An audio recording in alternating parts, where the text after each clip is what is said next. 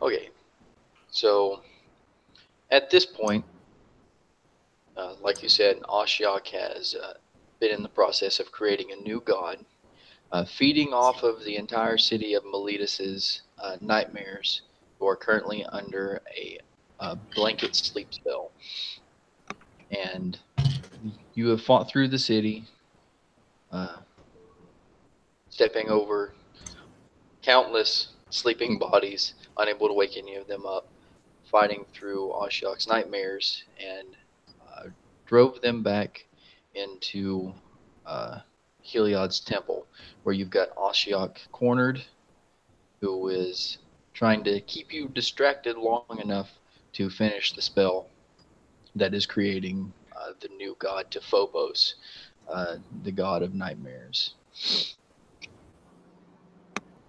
And Afora has asked you to find Ashiok and lift the veil that Phoenix has over them, because Phoenix's boon hides Ashiok from the rest of the gods. None of them know exactly where they are at any given time.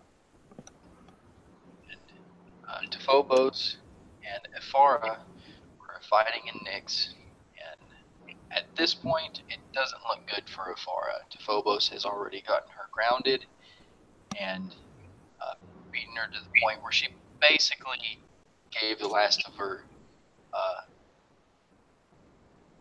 gave you guys a last hurrah, saying that even if she doesn't uh, survive this battle in Nyx, then it is up to you to bring Ashiok to justice for all of the people who died in Iretus at his hands, uh, with Phoenix to clear out the city for Phoenix is returned. The gold mask wearing zombies.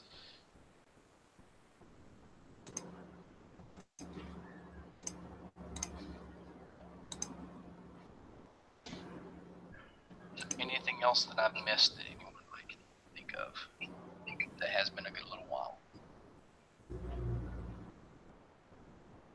I know we dreamed of distant lands for a while.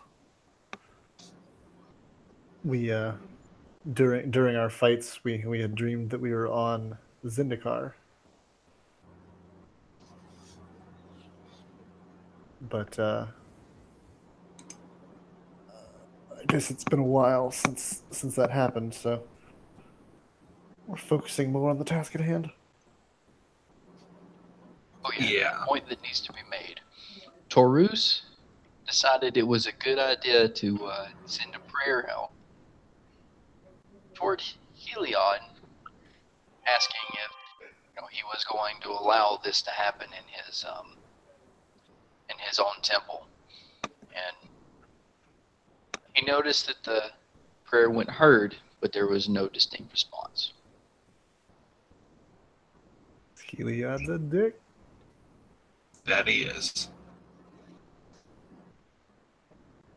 To be fair, I'm pretty sure Taurus also wasn't the most reverent of people to be doing it. Fair enough. There was probably a good bit of cursing and some some different languages thrown in. Oh, and Claw. At the beginning of this battle, you were lagging behind as everyone else chased Ashiok into the temple. And through a magical seal, the doors to the temple have been closed. And you've been trying through the whole battle to get in to aid everyone. So you're still at full stat, or yeah, outside. Haven't even touched the battle yet.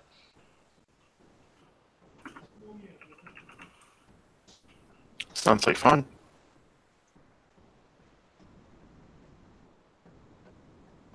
That brings us to the top of the turn.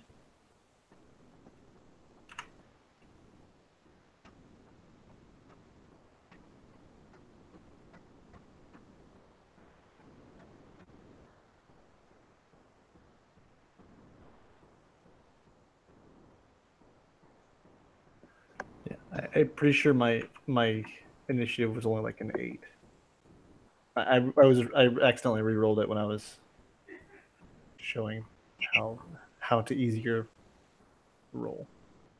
Yeah, I still have the initiative thing up. Are you guys able to see the turn order? Yeah, Yeah. Okay. it had automatically changed it to 20 since I rolled a 20. Oh, So okay. I was just changing it back real fast. Didn't want you to be like, hey, what's that tourist dude just lagging behind for some reason? Changing the numbers around.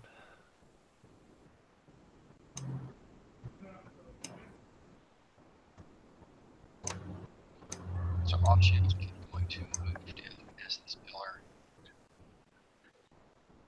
toward Animaeus. And if you remember,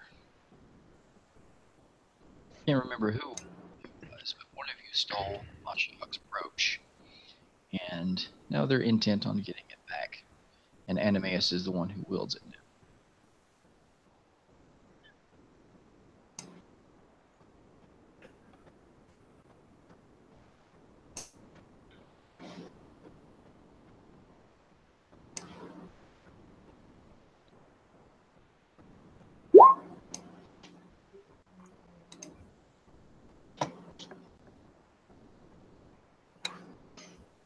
It's one attack.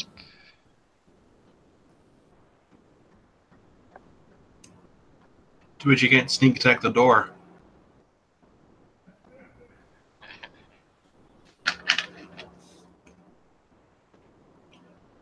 Attack the gun.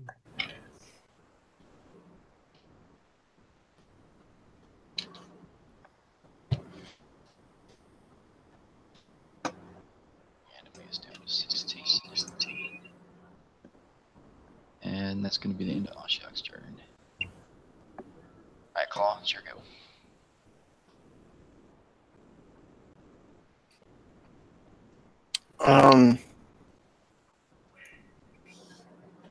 Should I try busting down this door?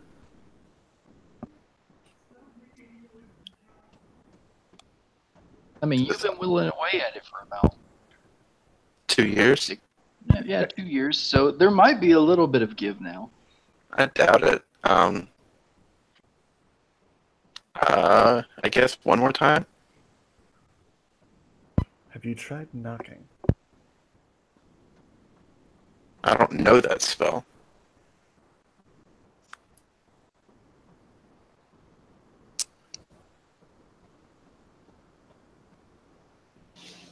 So yeah, I'm gonna try to open this door.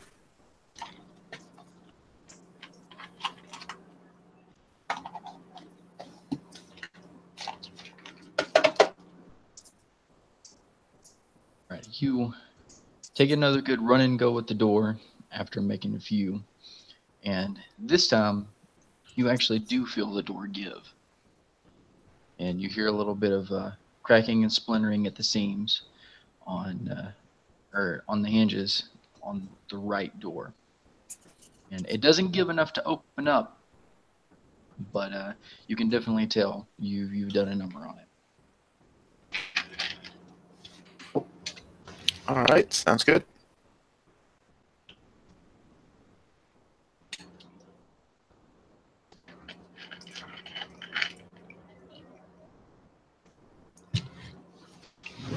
To animate.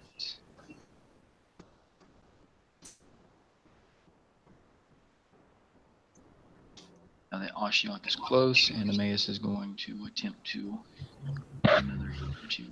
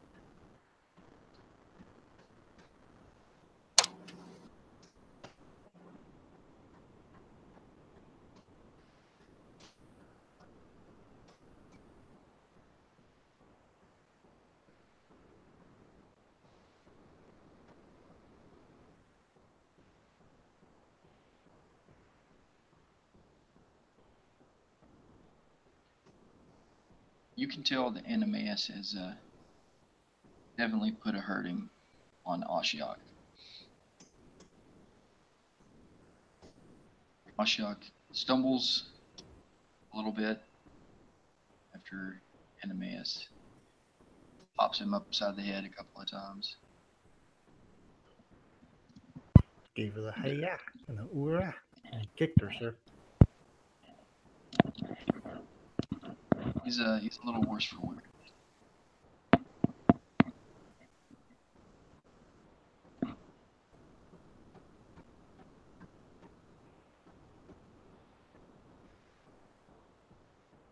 It's going to be Animaeus' turn.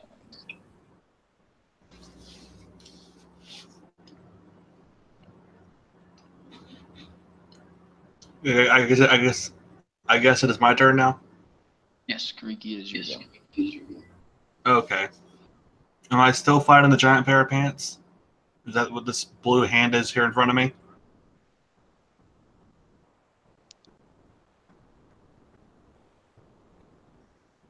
And what are these Z's over here in the corner? I don't remember what the Z's were, but the hand, I believe, was my helping hand. Yep. The hand is Tarusa's helping hand, mage hand. Mage hand. And the Z's is just where there's a couple of people Sleeping who clerics. sleeping clerics. All right, so where's the big pair of pants at?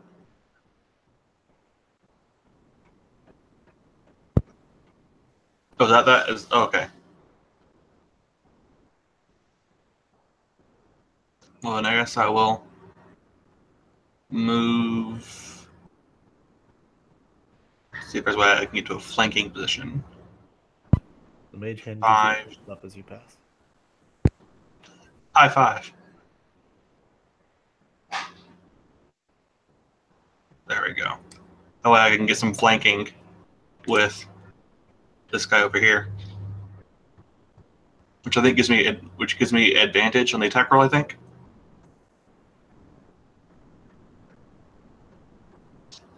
So I'm gonna go for damage. Didn't really need the advantage because 19 I'm pretty sure hits. Yep, 19 is a hit. All right, I dealt 8 blunt damage to him. Don't know if it does more damage to constructs or not, but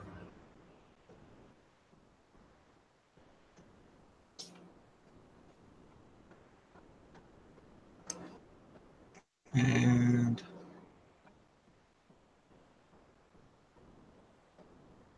I guess that'll be my turn.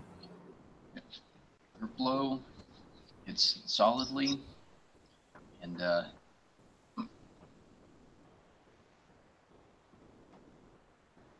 you, even though there's no bone structure given this is a construct, you feel something give whenever you bring your hammer down on daddy issues. Scotch guard.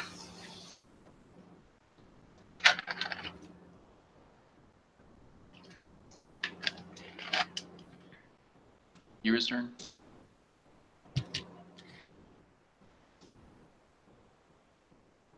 Excuse me? Was that the end of your turn? Yeah. Okay. Akira, it's your go. Let's see here.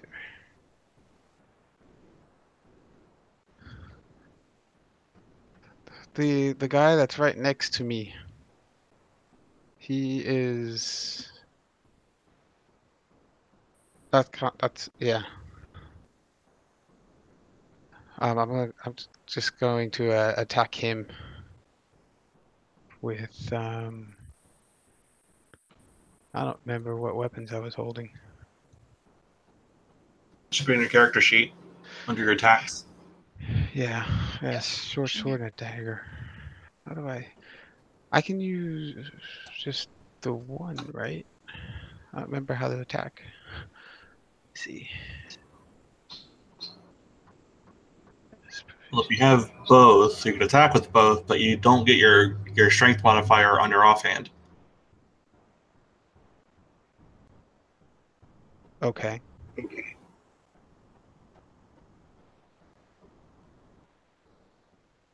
Well, so I can use both the short sword and the dagger to attack. I'm fairly certain, but you only get your strength modifier on your primary weapon unless you have the feat two weapon fighting. Okay. There's a level 3 healing. You might have that. I don't know.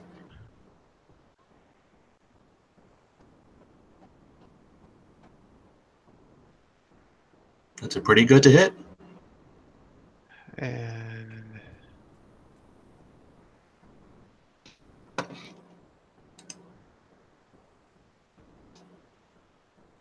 is that +5 the strength modifier or what? 17. So it's dexterity.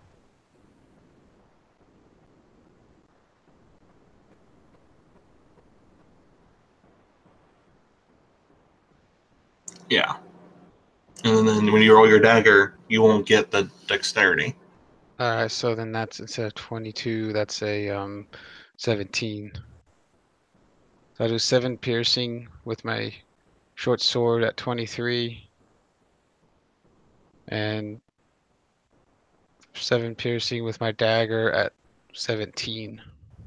Oh, no, you don't get your dex to damage either, I'm pretty sure, with your offhand. So it would just be 4 damage with a dagger, Okay. which is still really good for a dagger. You did max damage with a Right. d4. And he also gets sneak attack damage on that as well. That's for flanking. Because I'm flanking, so. Yeah, teamwork. How do you do the sneak attack damage?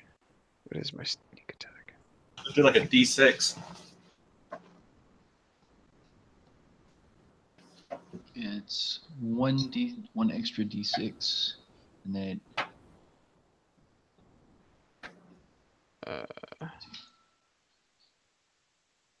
For now, you could just /R space 1d6 and then have that roll. Although, can you sneak attack constructs? I critically failed that one. hey, it's just extra damage. So, okay, so I All got counts. 5 damage from my dagger and 8 damage from my short sword. For a total of 13 damage. Oh, Sam, how do you take out daddy issues? Give me a flourish.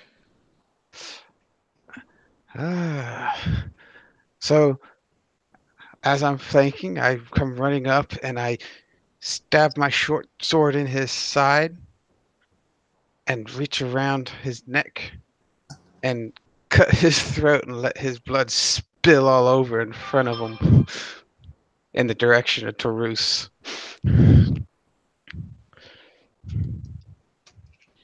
As you do this, just thick black ichor starts spewing from Daddy Issues' throat and side as he begins to melt, is the word, just form into a puddle of black ichor on the ground, spraying everywhere.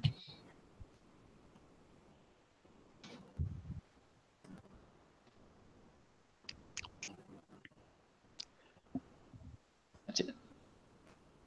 Delicious. Anything else for your turn?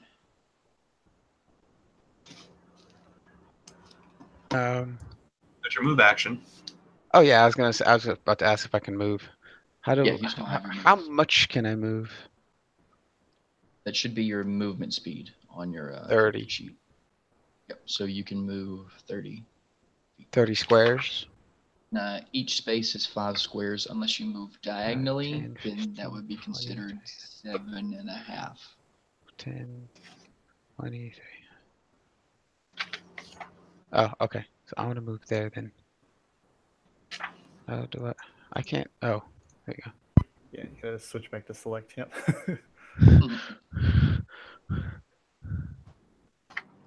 Got it. I'm gonna move over here behind this pillar, and I'll end my turn. All right, Drews. All right, I'm going to dismiss this mage hand. So it's going to turn to a thumbs up and just slowly drift into the make believe lava. As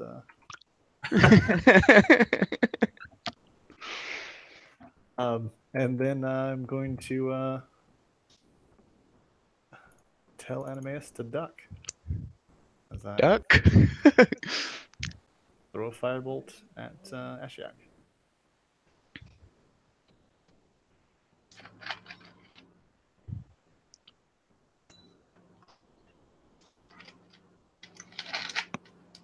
Does a 13 hit?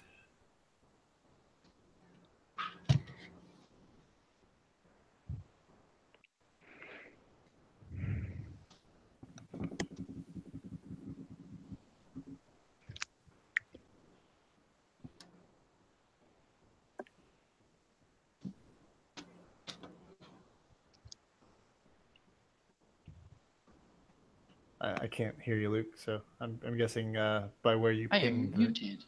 Hey, Man, I was very descriptive. Oh man. Now, Animeus hears you yell duck. You know, given Teruse's demeanor, you may have yelled duck as you cast. So Animeus goes almost prone in a very, monk-like martial arts fashion. And Ashiok sees this movement and jukes to the side and barely evades the fireball. And it blows a good chunk out of the wall on the far side.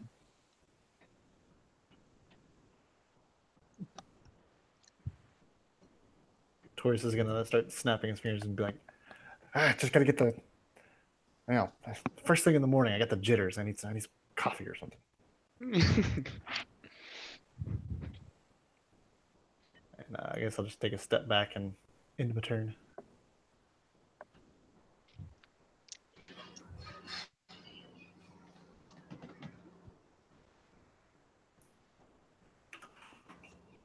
Back to Ashiok.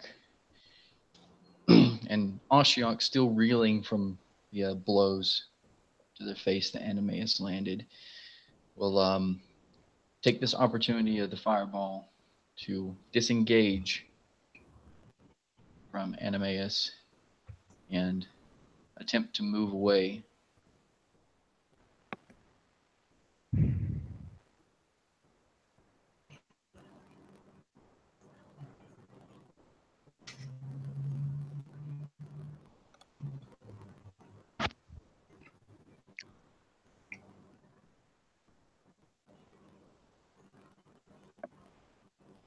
Saying things like, it's too late.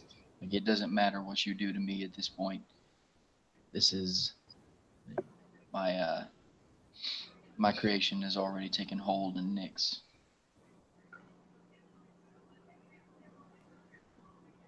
And as you look up through the skylight, and go ahead, Brian. I was gonna say that then I guess we're just kicking your ass for the fun of it then.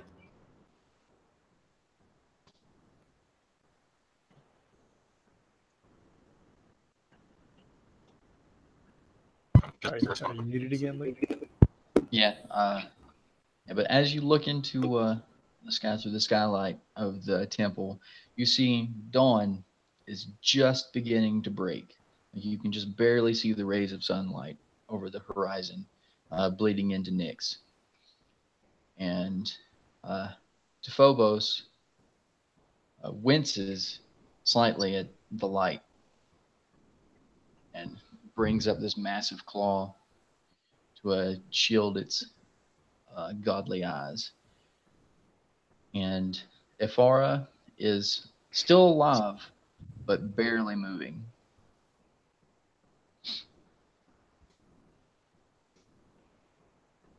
Oh, sure go.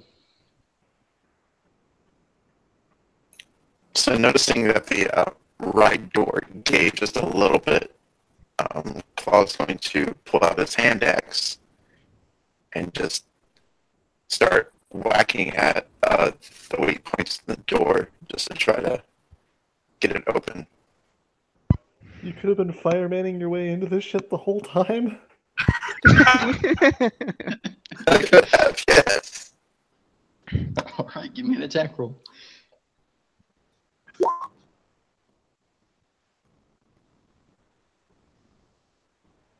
Pretty good attack roll. Let's What is- say in that one attack, you actually cleave both hinges off the door and it falls inward. And just for flavor, since can I go into rage as I just cleave the door open? I'll allow it. All right. Door. Yeah. All right. I'll bust in like a savior with nothing to do and just like be panting, just looking around, seeing if there's enemies nearby. Taurus immediately points towards Ashiok. And then I'll regular to Ashiok, and then I'll end my turn there.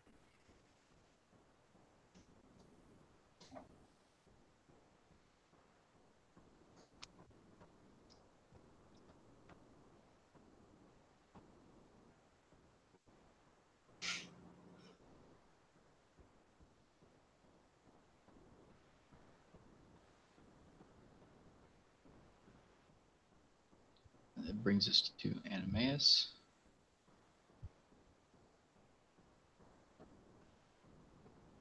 Animaeus will pursue Ashiok around the corner and attempt to land another blow.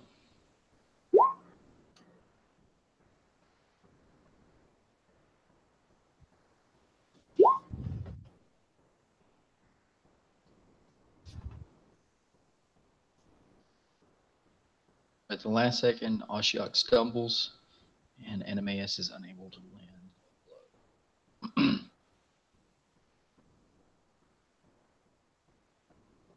Alright, Creaky, it's your go.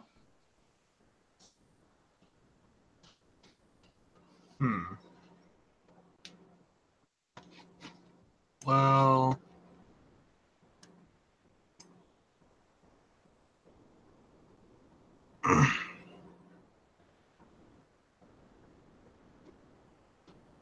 I'm going to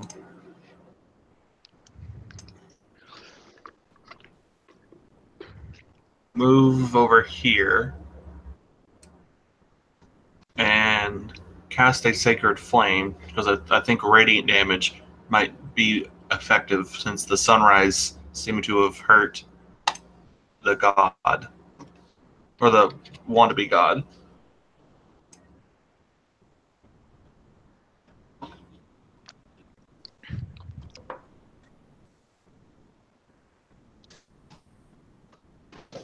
So Sacred Flame at whatever its name is, Ashiok. Ashiok. Don't know why I forgot. I always want to call him Gaga.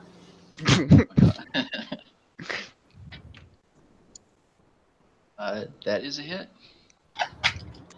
Does it make a save? Let's see. It's a deck save. DC 14. Deck save.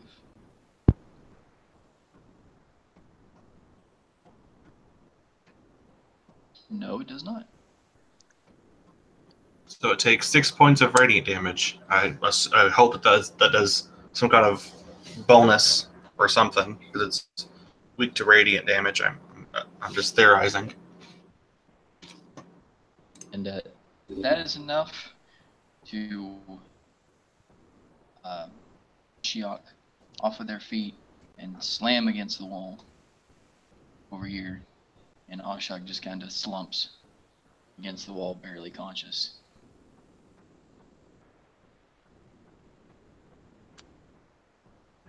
Yay! Quick, mug it for the jewelry. gonna say slit its throat. And that's the end of combat. Oh, we beat him? Yeah, you guys didn't have much left to do at the end of the last session. It's just Yay, Claude was there for help. So, nudge you and be like, "Hey, I tried. Moral support. you want me to turn her into Ashiok?"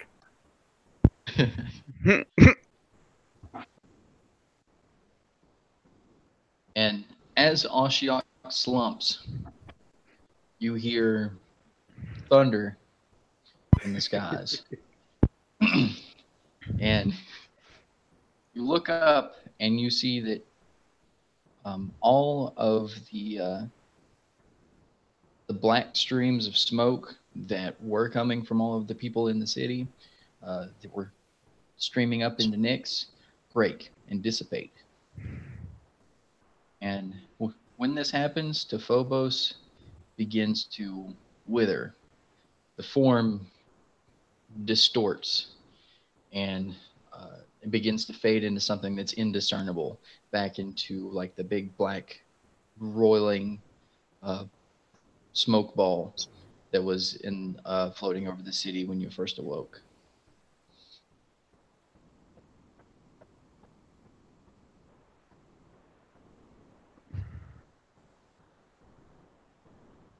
Is Ashiok conscious or unconscious? Ashiok is conscious, but What very, is her very, very weak. facial expression? Coated in black blood, just a grimace of pain on their face.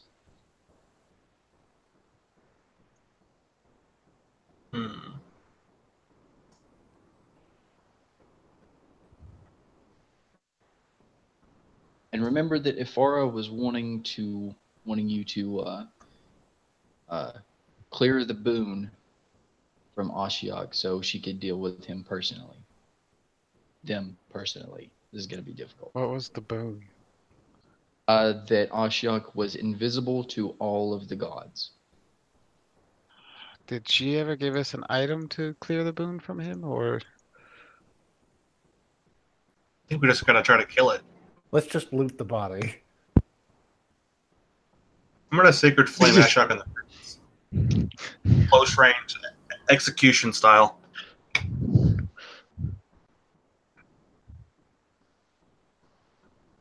A coup de grace, basically, with a. Can we search Ashiok to see if he has any sort of item?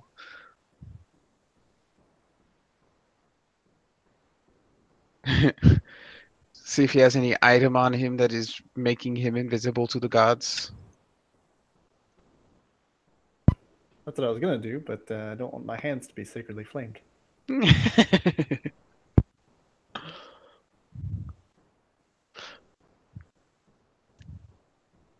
We'll let Tauros do it because he has such sticky fingers. I do not. I watched him at least twice today.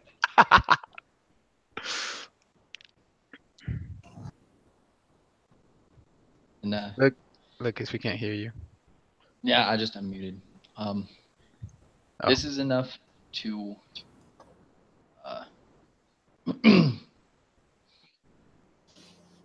it doesn't kill Ashiok, but Ashiok is burnt very, very, very badly. Still not conscious, but very badly burned. I like my bacon crispy. And as you do this, you hear a voice. It starts off as just a low, like cackling laugh. And you see, walk through the wall over here,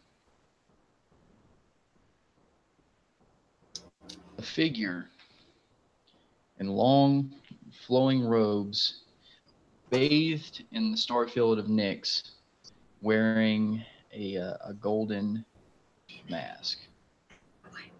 Another one of those guys.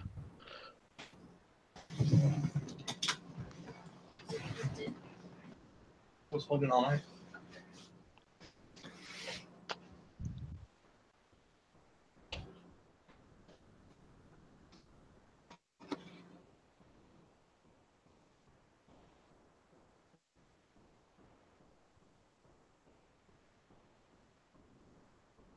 This is Hello? Hello. Making sure everything was still working. I just heard silence for like 20 seconds. Yeah, Yeah. sorry. I know that's think- not my usual MO, but I think we're waiting on I- Lucas to put an icon on the map. Yeah, Okay. I forgot that this is the computer that has absolutely none of my D&D stuff. wah, wah. Wah, wah, wah. My God, why is it so hard to get to the desktop? How does sneak attack work? Like, do I need to be in a certain position, or do they have to not be targeting me? Like, how do I get the sneak attack bonus? I can't see it anywhere in the manual handbook. Page 96. Or right there.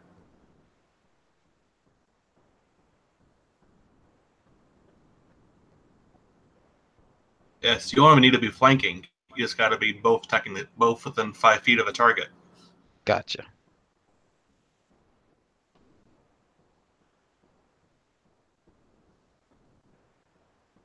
Somebody do a history check. I'm a rogue. I stab things. I'm not smart.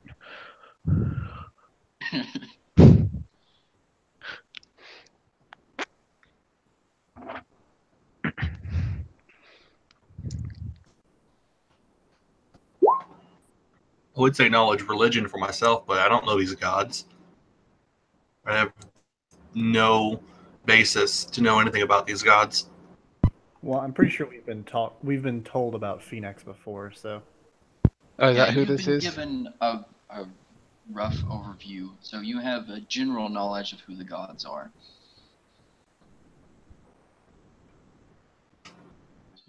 And Well,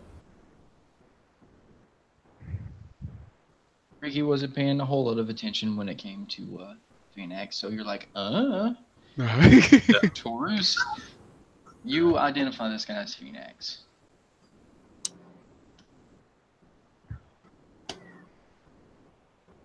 is he the blue-black god?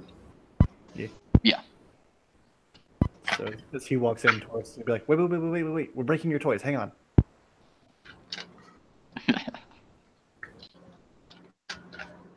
Although And, wouldn't Phoenix hate Ashiok right now? Because you can only have like one blue-black god in the pantheon, and so the god of nightmare would, bump up against Phoenix or something like that. It makes a little bit of sense. It makes some sense, but it could have also taken the place of one of the primaries, like Erebos. Oh, okay. I just figured there was only so many seats per mana color, which is why Xenaghost was all pissed off at everybody. But let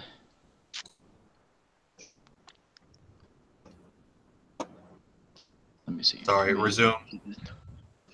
Let me get this down to a more manageable size. I don't want to take him up 3 squares.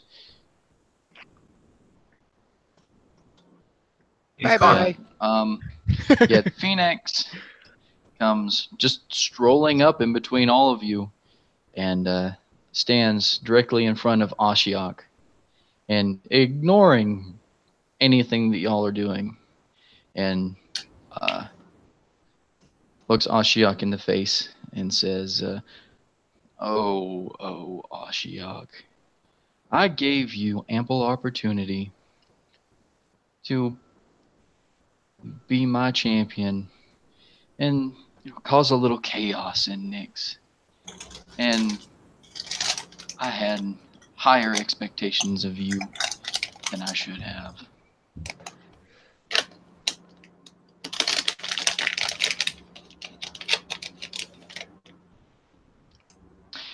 And as he says this, He holds out his hand, and a bluish mist starts to materialize around Ashiok and fades into, or dissipates and streams into a very small pearl that Phoenix is holding between their fingers.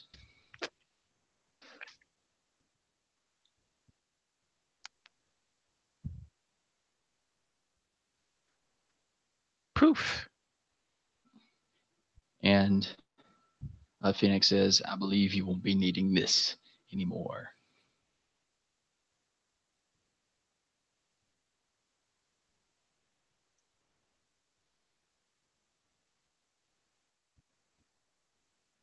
Job Is there finished.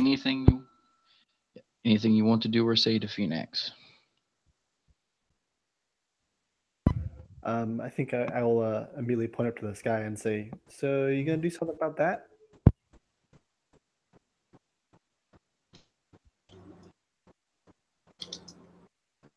I'm gonna go to one knee and kind of be reverent towards the god.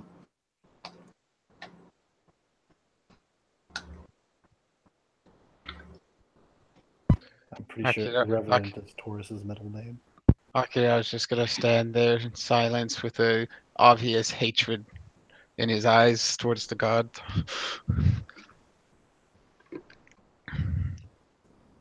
Phoenix is going to look at Ricky and just scoff a little bit.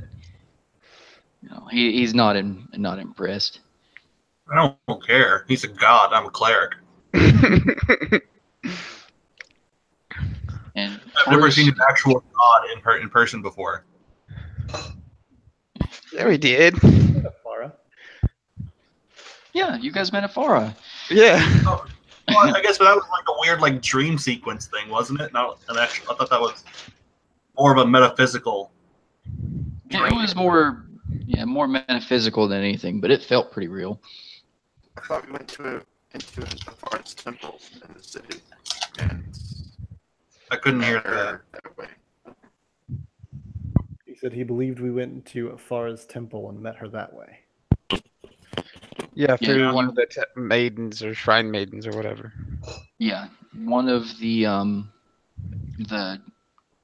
Farah's disciples used some direct link magic that she had with Afara to allow Afara to manifest in a very Skype-ish way. But like the temple just fell out, and you were standing on nothing far above the plane. Yeah, I remember all that. I just thought it was more like a dream sequence.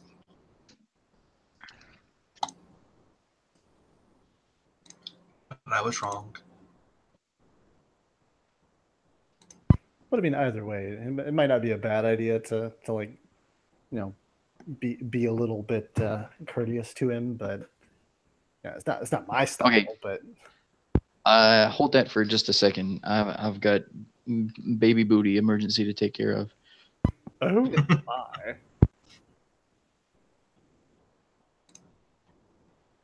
I'll be back in a minute too. I'm gonna give me some food. Yeah, everyone take two.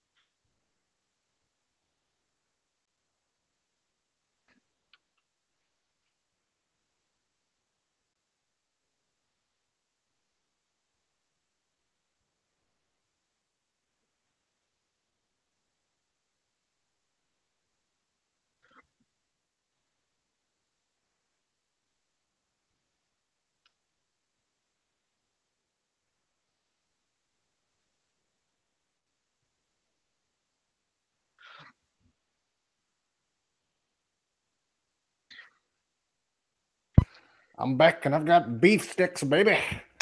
Yeah.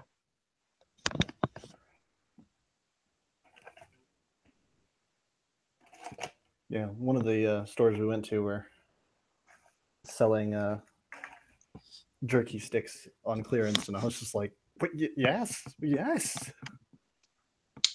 There are things in my life that I want to be more of in my life, and this is one of them.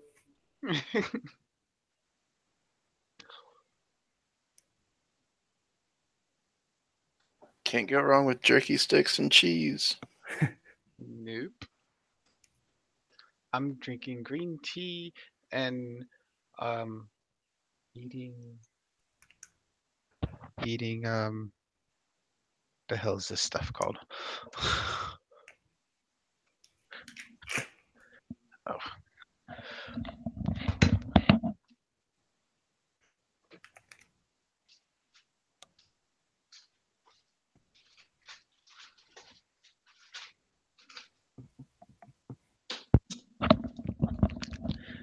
Dorayaki, that's what it's called. Is it?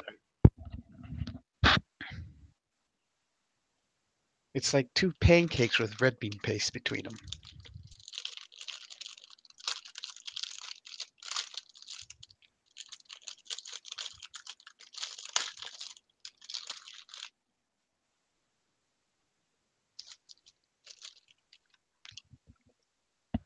Yeah, well, mine's teriyaki. It's like meat, but not. Teriyaki's good too. Okay, I'm back. Welcome back.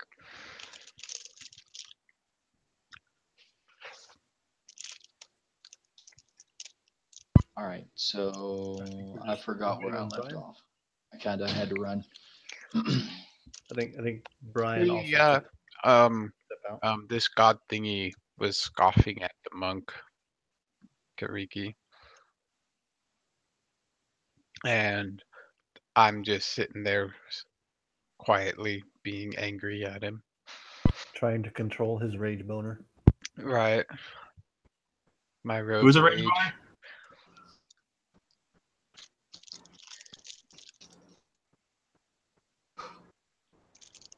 As I had to take out the trash. I gotcha. Akira's got a rage boner, hating on Phoenix. Did I miss anything? Nope. No. Not really. Oh. Lucas just got back and is trying to collect himself. Okay, me too.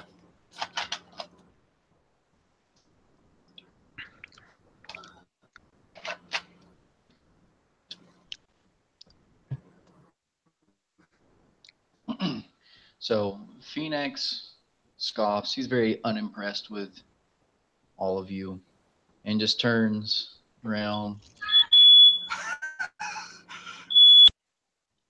And turns into a smoke. Oh, somebody's house is burning down. Yeah. Oh It's my fine. God. I'll be back.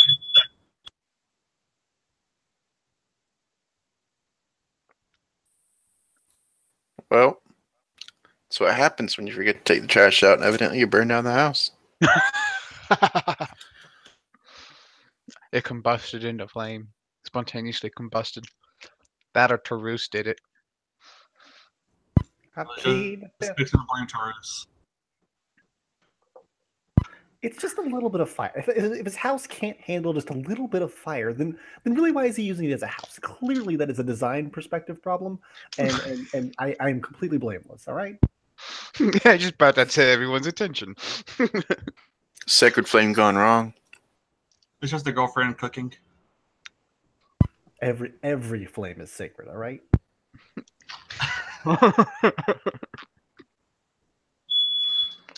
Sorry. She just hears screaming in the background. I can honestly say that's what happens every time we cook too, but it's only because the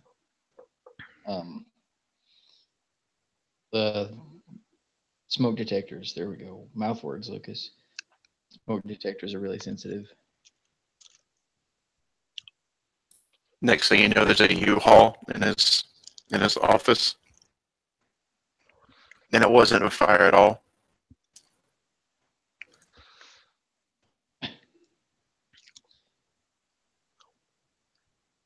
But yeah, Phoenix is not impressed with any of you. Looks around and then just has a big, stupid grin on his face and says, I know what it is you all are here for, and I applaud it, but I don't see it happening. Not even close. Okay, fire's put out. Hopefully. Heck yeah. Oh, Brian, were you not here for that? No, the fire alarm went off again, so I had to run away. Oh, poo. I thought you were still here. You did it, you monster.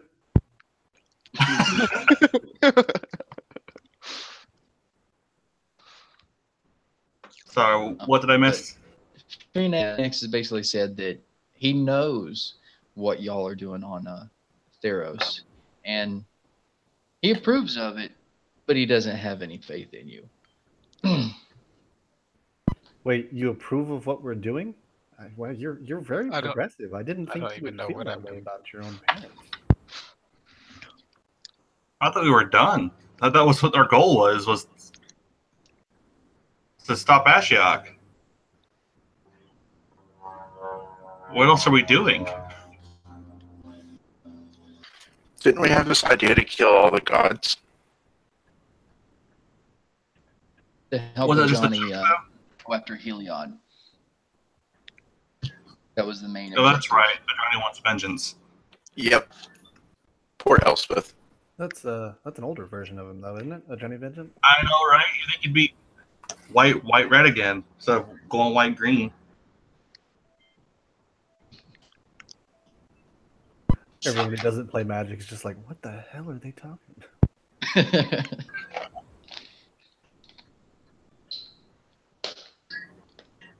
But what was it you said, Taurus? I had To, pointed up to the sky Phoenix. and asked him if he wanted to deal with that. Ashiok's weird cloud baby. He looks up, and you can see that it's still dissipating slowly. Just black smoke emanating off of it, and it's shrinking. And you can tell that the spell that Ashok was casting hadn't come to full fruition.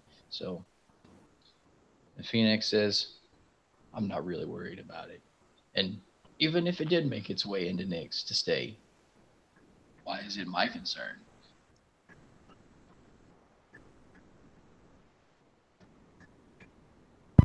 If it did make it into Nyx, but it clearly would have done so over the bodies of other gods. Why not your own? Throw off the whole cosmic balance?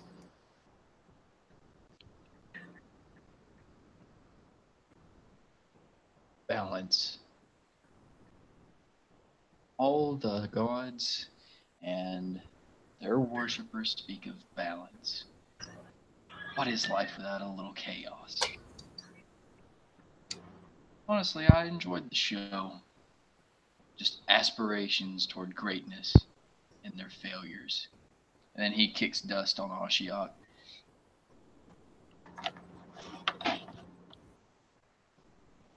Ashiok's just kind of rolling around, sputtering, still bleeding. So what I hear you saying is basically variety is the spice of life. But I mean, look what you're wearing. You're tasteless anyway.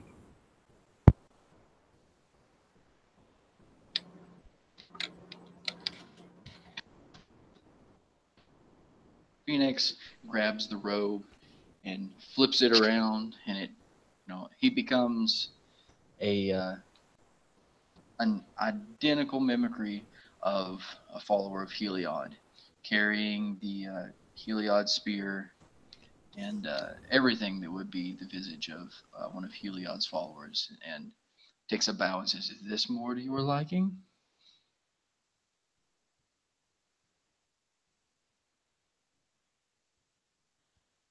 I was muted again. Taurus is gonna kind of smile and just be like, I could take it or leave it, but Perforos, now that's a guy you should imitate.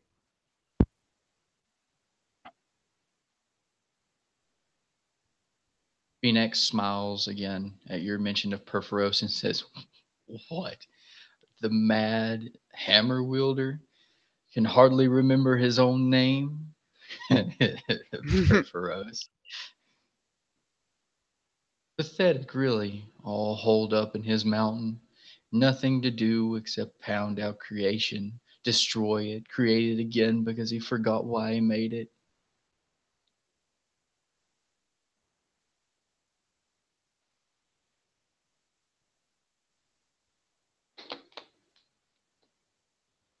That sounds impressive.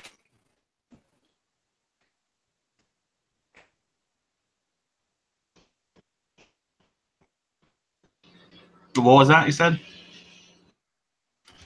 I said that sounds very depressive. Yes. Let me see. All of you can make a history check on that if you want to. That's under intelligence? Oh no.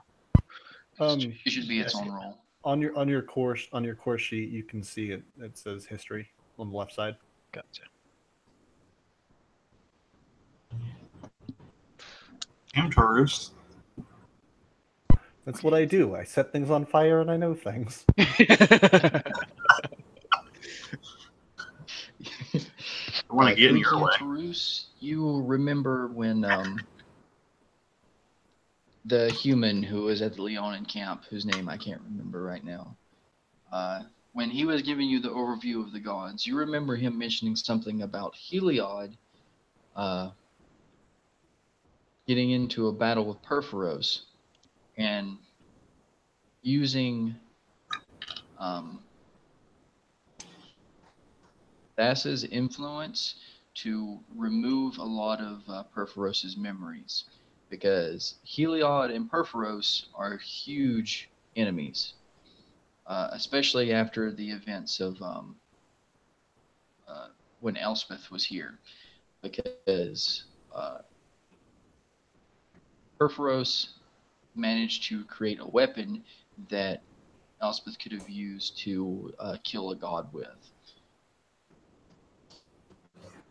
And so Heliod made sure that Perforos wasn't going to interfere with him rising to the top of the celestial roster.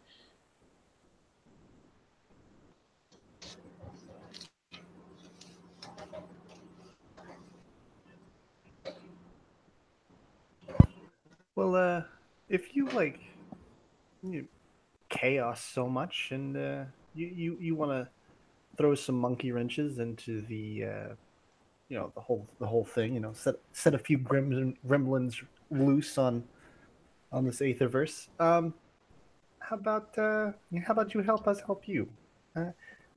We could, I don't know, continue on what you know that we were planning on doing, and maybe brighten up your life a little bit as well.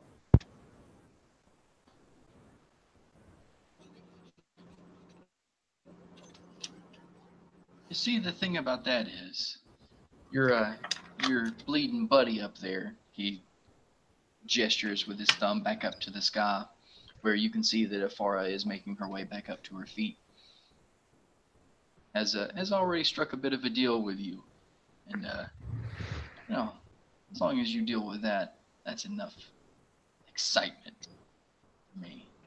And then he begins to fade out.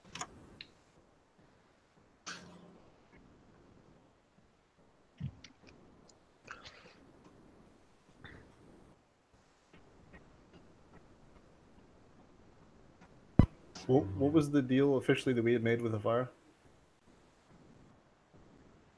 That she's going to aid you as much as she can in getting to Perforos and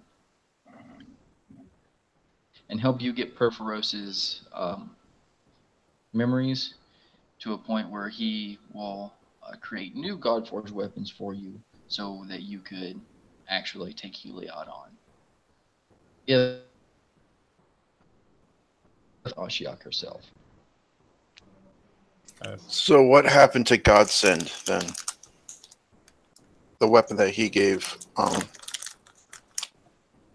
Elspeth. Godsend was destroyed by Heliod because it made its way back into Nyx and he broke it back down into Stardust. Okay.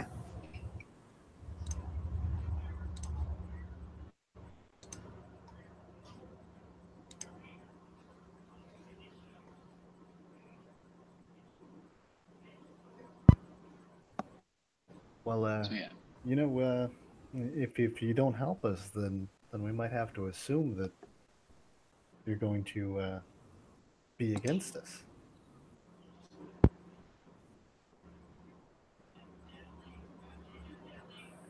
As long as you put on a good show, you're on my side.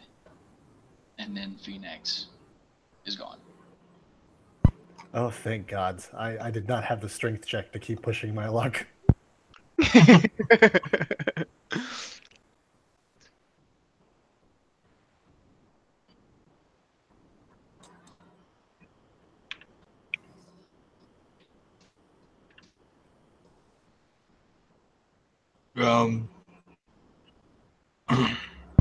Does Ashiok also disappear in a cloud of smoke? Ashiok is still laying on the ground. But as far as you know, the boon, Phoenix lifted his boon with that little pearl that he manifested from this aura that was around Ashiok. Let's search the body then.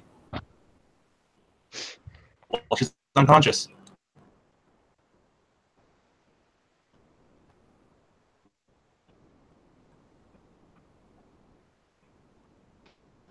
I wonder if he's got anything hidden in that half head of smoke of his.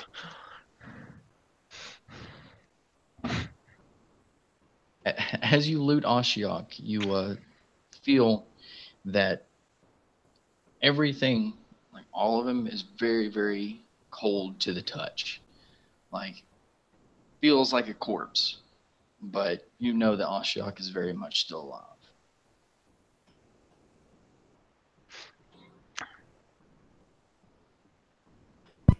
So what you're saying is Ashiok is willing to sacrifice my love?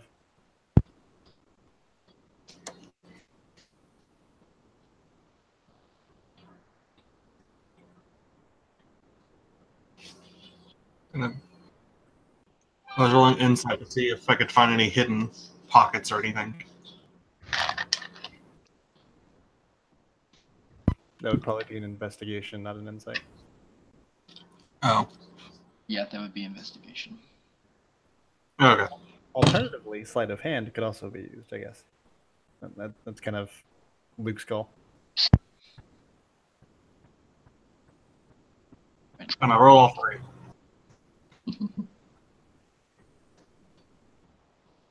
Okay. So, on Ashiok, you find a gold shoulder piece that is purely decorative. About 2 gold worth of coins. Excuse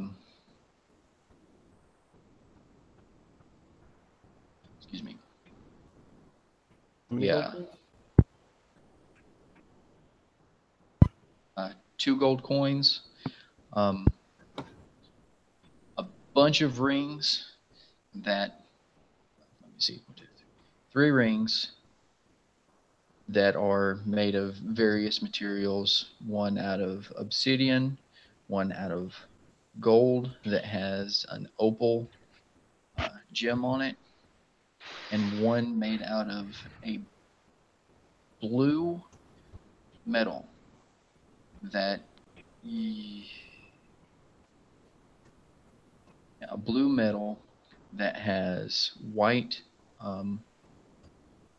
highlights running through it, impurities, I'll say, with a square black gem embedded in it.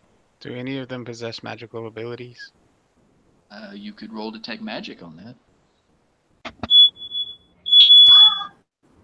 Sorry.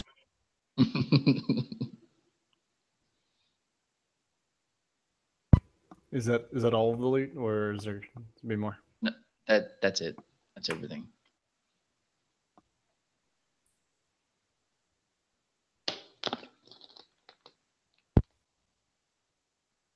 I think our local mage can roll detect magic. Is that even a skill? Detect magic is a spell, Yep. and I do not have it. Ah!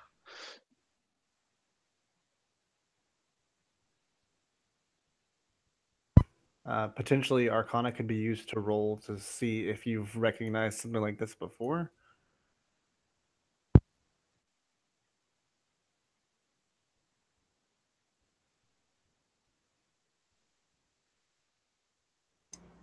Okay, fire is out drill this time.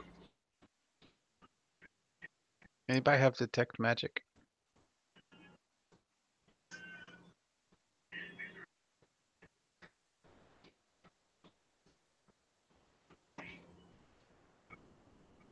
It's typically an arcane thing, so Taurus is our best bet for that. Yeah, he doesn't have it.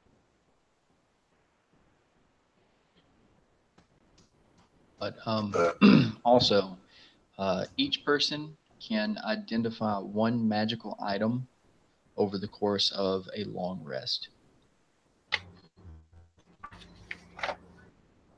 Huh. Did not know that was a thing. I didn't know that. Yeah. As long as you have any type of magical ability. I've got magical abilities. I'm a arcane trickster. So you would be able to identify one. Riki, Animaeus, Taurus. Yeah, basically everybody can identify something. And I can prepare detect magic for tomorrow if I need to. Cause I got 3 rings. Yeah. Obsidian, gold, opal, insert, and a blue-white impurity gem. I don't know, my meta brain wants to be careful about that blue metal. I mean, we could always sleep on it and figure it out, but I think we've got more pressing concerns right now. Yeah.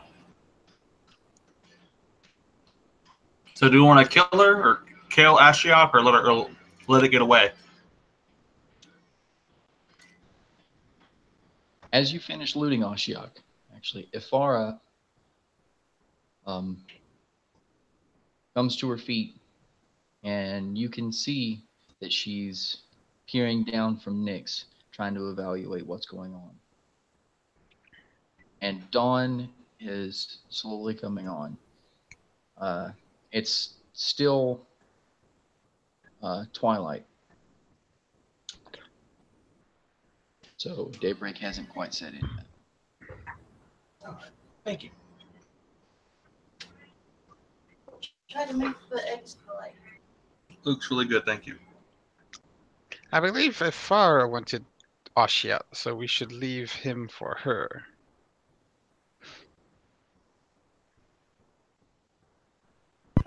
But do we have to leave all of Ashiok? I kind of want to take its mask. Does it have a mask? No, Ashiok does not wear a mask. Those are just horns that protrude from the top of their cheekbones, and they do not have any more skull above that. It's just empty space filled with smoke. Taurus is gonna nod and say, "I like where your head's at, though. Masks are good."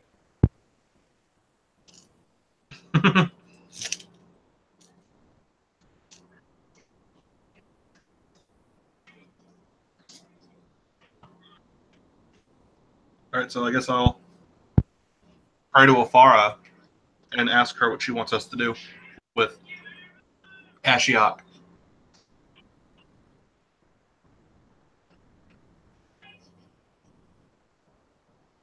You hear a voice respond, saying, "Just leave them to me." And as you look up her image begins to distort and dissipate in Nyx, and she appears right next to you.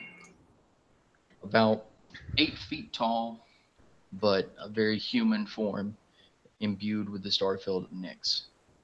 She stands. I just I just have a feeling of like Galadriel appearing out of nowhere. Ooh, your microphone is just giving up the ghost, man. Yeah, you're breaking up really bad. Yay! Awesome. Okay. Hold on a second. Yeah, either you're breaking up real bad or you're trying to open for Skrillex.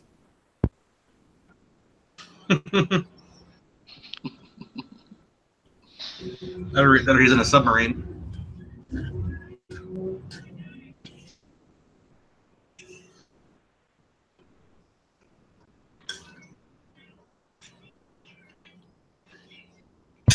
Yeah, as Afara appears, Taurus is gonna kind of just grin a little evilly towards Ashiok's limp body and be like, "Ooh, you gonna get it now?"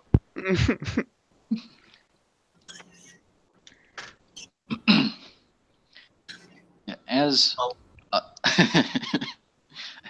as Afara appears, Ashiok barely regains consciousness and starts coughing up black ichor blood around the corners of their mouth. And Ashiok looks up and sees Afara's face and just smiles faintly. And at this, Afara, faster than you can even see, flies in like right next to Ashiok and picks them up with one hand and slams them against the wall. Lifted up about 8 feet off the ground, eye level with her.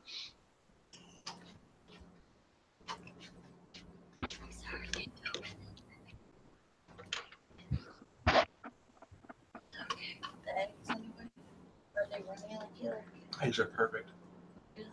Perfect. Except for the I mean, that's just makes it soft.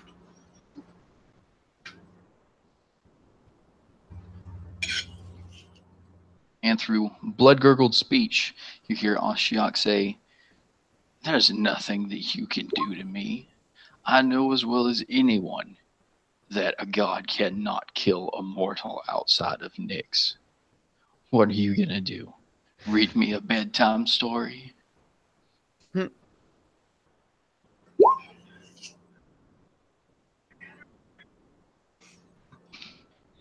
And Afara just narrows her eyes at Ashiok and it says, "For you, death is but a release. And there are things much, much worse than death." And she takes her left hand and puts it in the gap between Ashiok's horns, and you see her moving her fingers around. Like gently, her fingers glowing blue and cutting through the smoke. And Ashiok just wincing in pain. And suddenly her hand grips. She clenches her fist tightly and says, "Everything that my people felt as they died, every scrap of fear and terror that you brought upon them in their last days is yours." And her hand glows bright blue. And Ashiok's face contorts in an expression of sheer terror as they begin to scream and writhe and claw away at their horns. Afara lets Ashiok crumple to the floor. And Ashiok just begins to writhe and scream in pain and agony, and a puddle forms around Ashiok's body. that wasn't there before they landed, and it's not blood. Is it pee? It's pee. Pete, Ashok has pissed himself in terror. Taurus is gonna step back, and his nose is gonna kind of crinkle up, and just. Yeah, you're a lot braver than I am, Carrie. If you stand next to me. And Afara steps back, and all of you feel the pull of the blind eternities. And it's a telltale thing that someone in this room is going to planeswalk.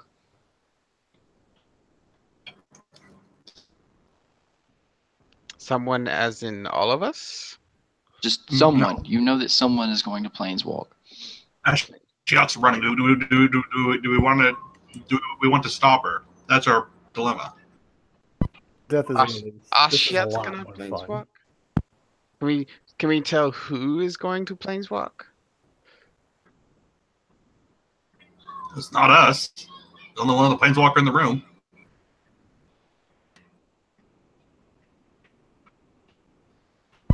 I think Right. this is a lot more fun for us to give a little bit of poetic justice, like Lady Afara said. You know, death is a release. This is just so good.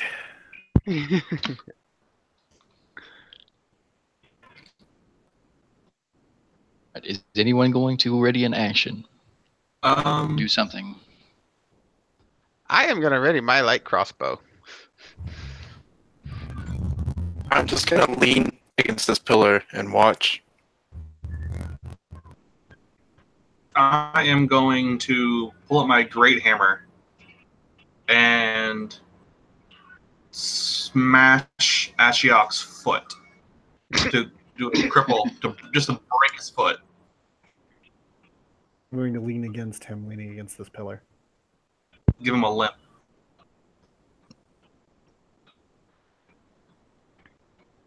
Heck, I'll just go for the shin. Just give him a good old limp. So the next time we see him, he'll remember me. What is that Stephen King novel? Misery? Yes, just like that. Misery, yeah. You bring your hammer down, and Ashok's foot crumples. Leg, shin, wherever you hit, it just snaps. And as soon as the impact happens, Ashiok drifts into the blind eternities.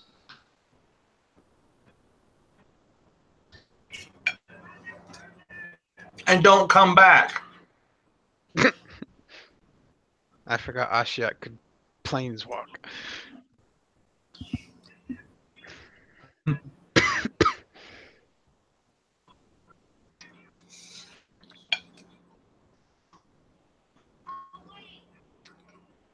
And you hear Afara say, under her breath, "Good riddance." And she moves over and leans against the opposite pillar that Claw is leaned against. And she's breathing very heavily.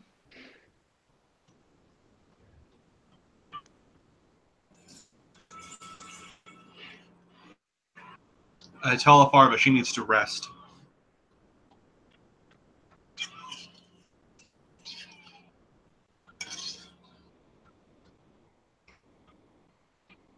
He says, "In due time. But now you have held up your end of the bargain.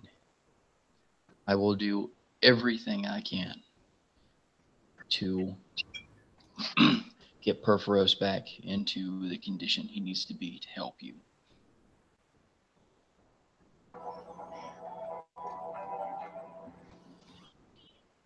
And as she says that, the sun crests over the mountain, and sunlight pours into the temple. And most notably, over the statue of Heliod in his throne at the end of the temple. And The statue begins to glow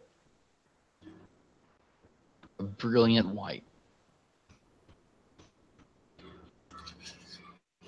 Not this guy, too.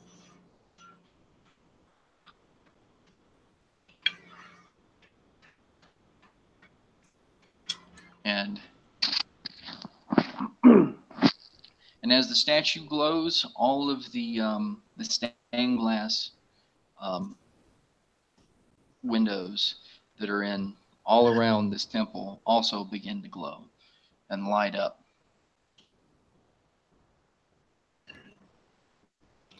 And you hear a loud booming voice say, "Help you what, my sister?"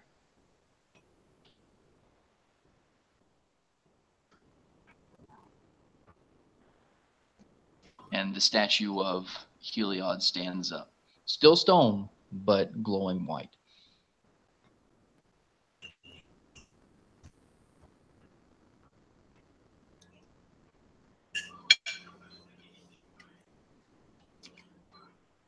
I will fall to a knee again.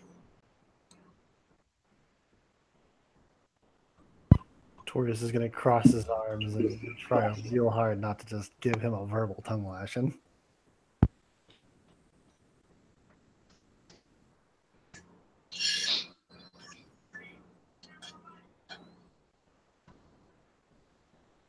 And Afara is going to lean off of the pillar and move over into the middle of the temple and say, "What business is it of yours that my chosen have under in my name?"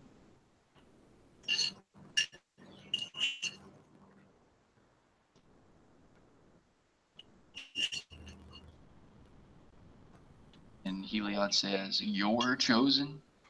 All of the mortals are my worshippers. You may have any heroes I say you can have."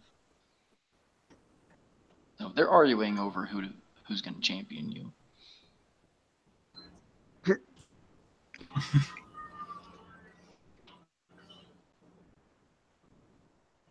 So Tortoise is going to kind of laugh to himself and be like, "All mortals." He says that like we're mortals.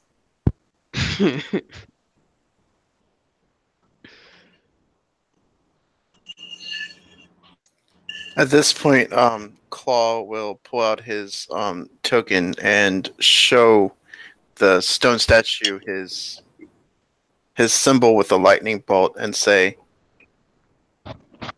"I already have a god."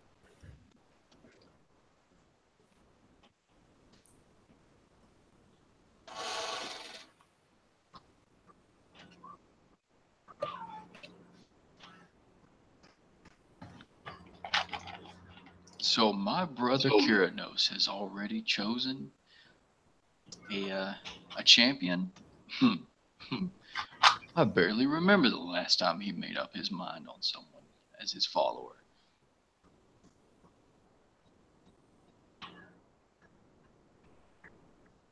What did you have to do to gain his favor, little cat?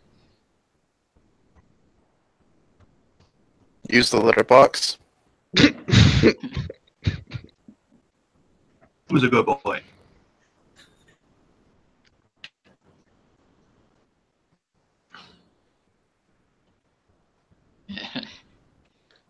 The statue pounds their staff into the ground and says, "Do not test me, mortal."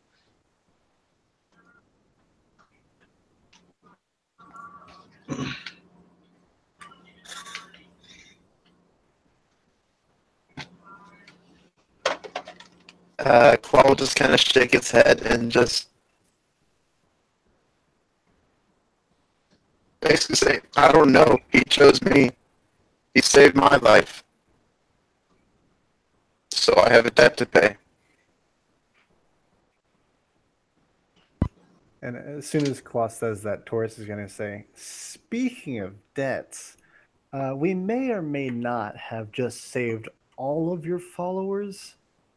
So maybe we should have a say in which god champions us. Do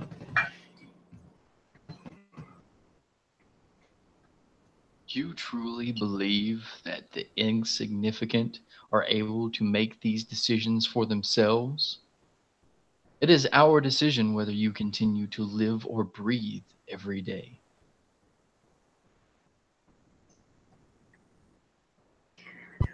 Nafara says, brother, you know as well as I do that this is not true. Do you not remember the silence? And Heliod, hold on.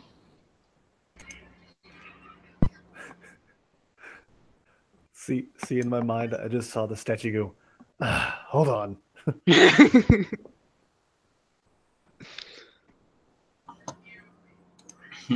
Like some nice music starts playing in the background while his statue just goes completely still for a second. A few minutes later, he's gonna come back and be like, "Oh, sorry, I left the burner on." Some elevator music.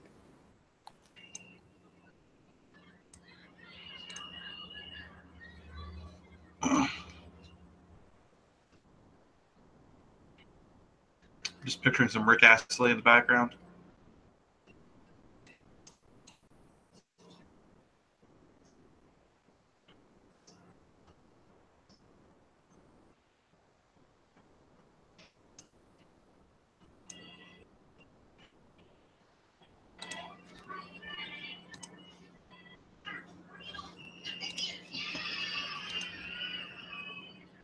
Yay!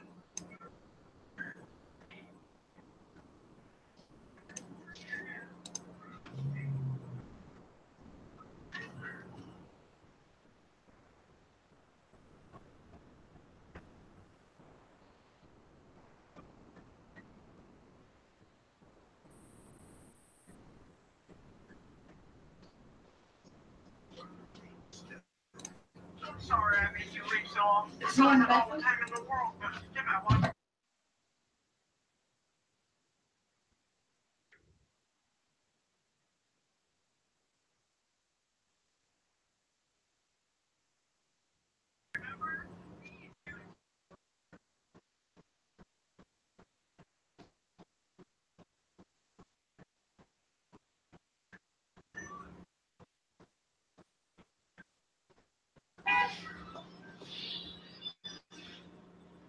Okay, I'm back.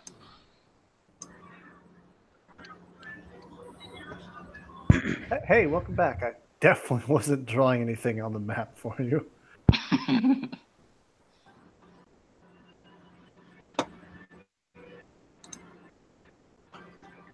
Should I be worried? That's fine. Not imminently.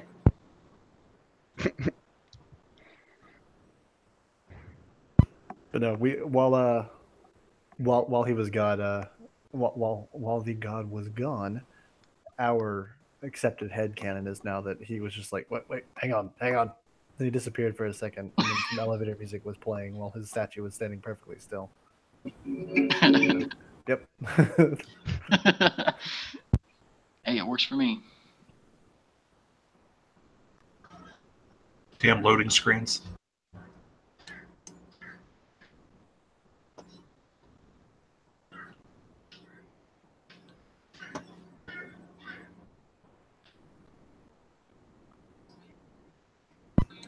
Yeah. So Farah was reminding him of the Song of Silence. Yes.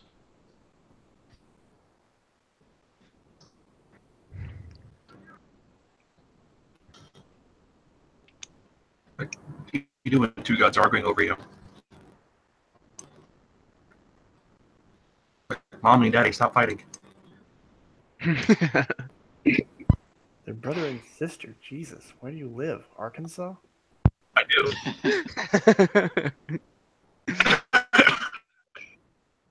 but like the good part of Arkansas. Alabama.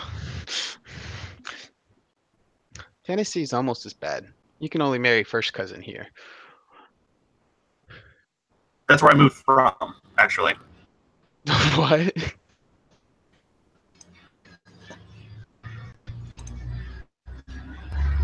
Broke up. All I heard was move. I said I moved from Tennessee, so that it really doesn't make it much better. Oh, yeah.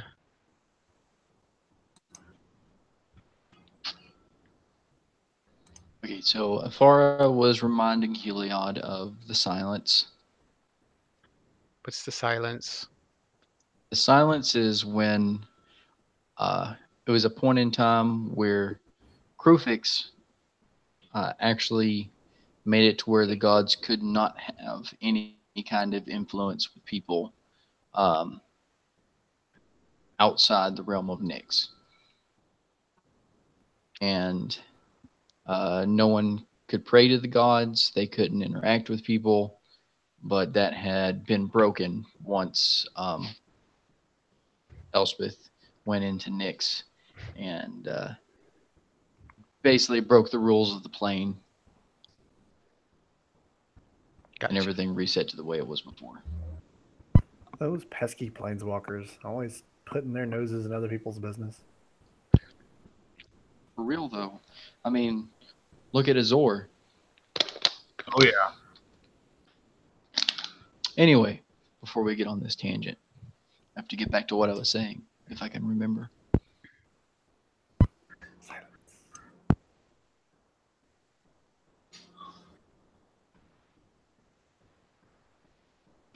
And Heliod says, "And you see what became of the silence? How else do I stand before these mortals? And you as well here in the land of the mortals," addressing them directly.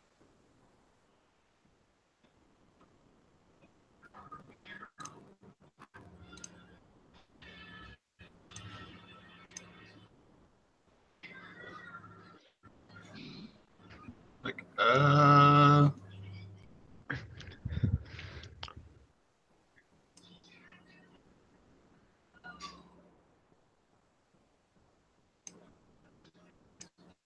And Farah says, "It is no matter. I have already championed these beings as my own. I have a task for them myself."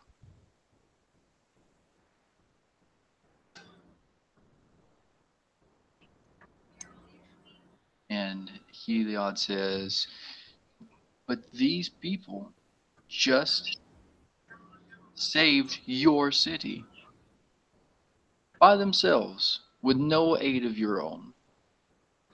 You don't think they deserve to be championed by a true god?"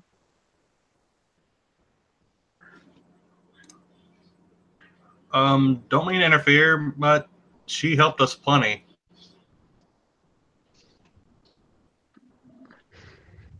We would be dead if she didn't help us.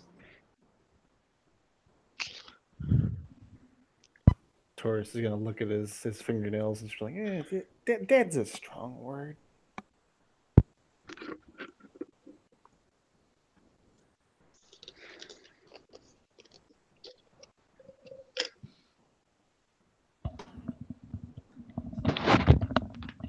Not to be rude, but we almost got killed in your temple, and you didn't intervene at all.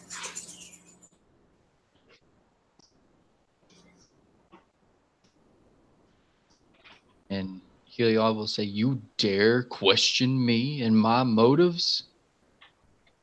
I'm just saying that when we were in trouble, she helped us, not you. And you can visibly see that Heliod is angry at this. At you basically smack talking him. You know, big ego. Respectfully. Respectfully, Spy talking. Time to start re-rolling new characters. You can see he's not happy with this. It's pretty evident when he turns his spear directly towards you and says, "I will put you back in your place, mortal." And I'm going to need Kiriki to roll a Constitution save.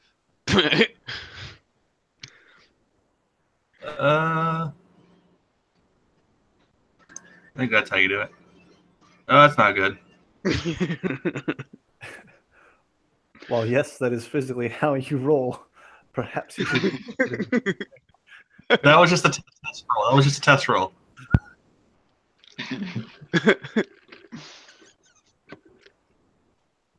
And this blast of pure light energy hits you, and you are immediately thrown prone where you stand. And it doesn't physically harm you in any way, but it is extremely hot. Like if you were standing inside a forge where there's molten metal going around, turning everywhere. So you're not being burnt, but it is almost unbearable. So it's torture. It's torture. Can I trade with Taurus? I'm pretty sure he'd be enjoying this if we switched. Like this might get Taurus off. Some divine heat. Because I forgot to close it. Will you close it for me? I thought he was talking to us for a second, and I was like, No. What? Sorry, my boy's asking me questions. Close the door. Bye. "Don't watch me do this." Do not gaze upon my shame. So yeah, it's a short duration blast, and it's over in just a few seconds. And Heliod lowers his spear, and the rest of you can see surprise on his face.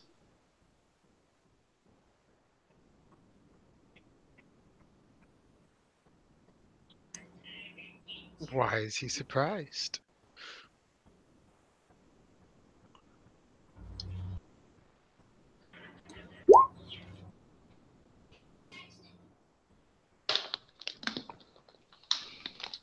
And as you pull Kiriki back up, and he doesn't have any noticeable injuries on him, Heliod says, "No. No, no, no." And Nephara smiles at Heliod and says, "These are my chosen, Heliod. They came to me." Oh yes, yes. I do not want to get in the middle of a sibling rivalry.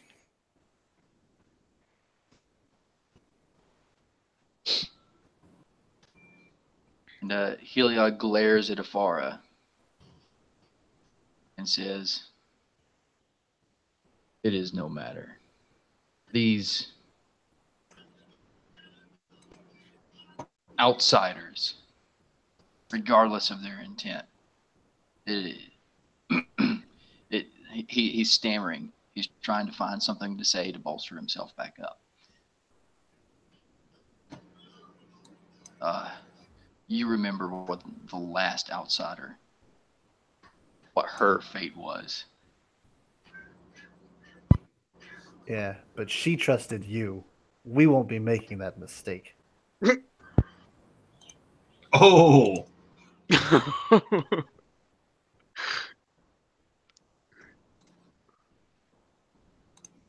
And in rage, Heliod slams the spear down onto the ground, and a wave of light energy shoots out around him, and he ascends back into Nyx.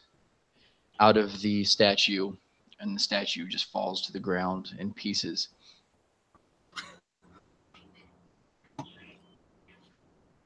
well, this temple's pretty much destroyed.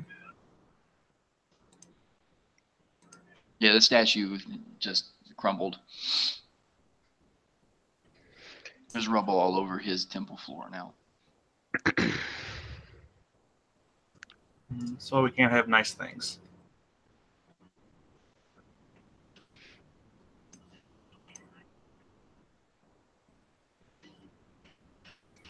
It's okay. Bifrost can make him a new one.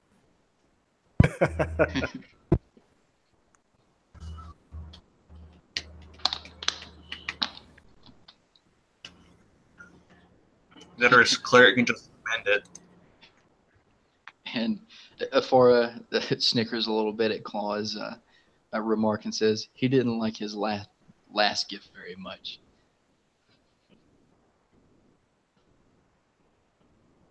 Well, he sure as hell won't like the next one.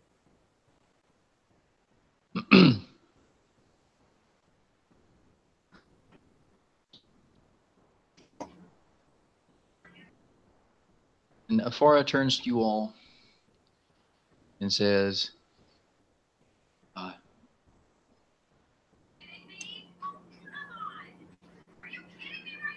now that he has departed, it is now that I'm going to have to rest before I can do anything further. I have no energy. But please, stay in my city. Take everything that you need. My people will take care of you. I will make sure of it. And at next dawn, I will personally meet you outside the gates of Miletus, or at the crossroads, and I will instruct you on what you need to do. One thing before you go, do you know any good breakfast joints?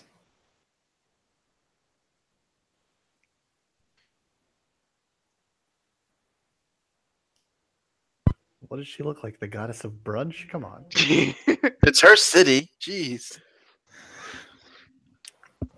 I got hungry taking out a door.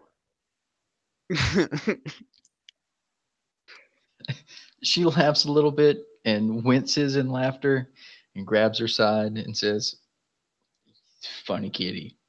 Funny kitty." And then she says, "I will meet you tomorrow. But what Take care about of my food? heroes." And then she's gone. But the foods.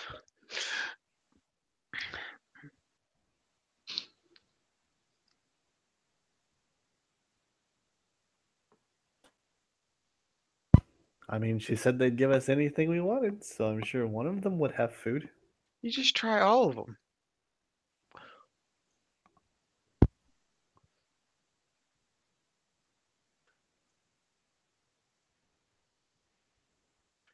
So are these attendants still here? Like, are they still asleep, or are they waking up and realizing that some shit just went down?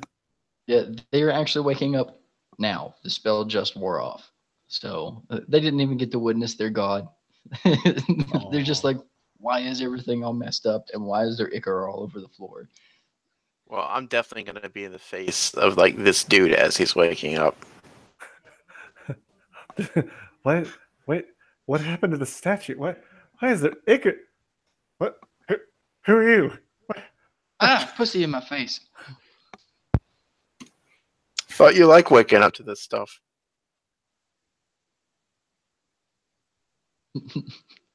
Not strange pussies.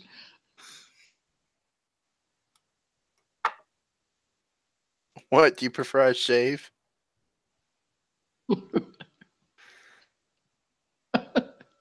Oh, what the hell of an orgy we had last night?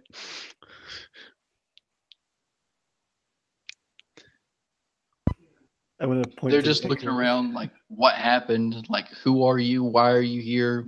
What's going on? Why is the statue broken? I'm gonna point to the ichor and be like, if this is what you leave after an orgy, we need to have a talk with your physician.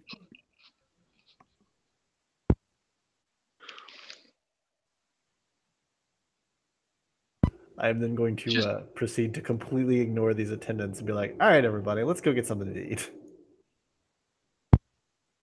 Claw will immediately perk up and follow. I just want to leave these people with the most questions they could possibly have.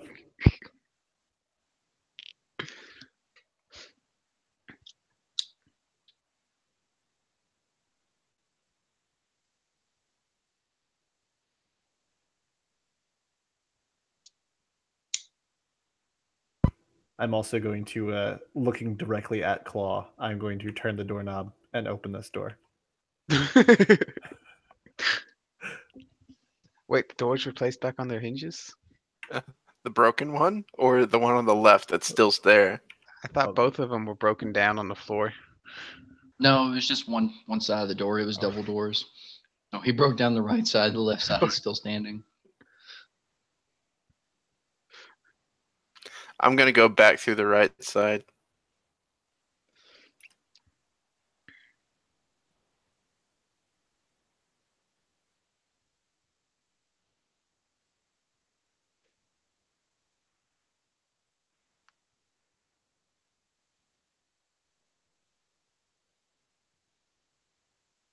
So you step out of the temple to just a crowd of extremely confused people. All of them have just woken up, rubbing their eyes, talking to each other like about the craziest dreams they had. People fighting in the streets, three-headed, Cerberus in the streets.